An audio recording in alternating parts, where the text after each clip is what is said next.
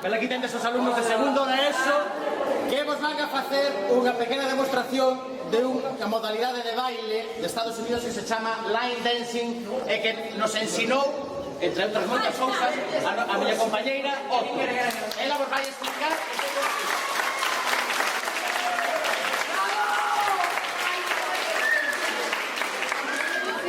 Is popular in the south of the United States, but this dance everybody knows and everybody dances in high school, at school dances.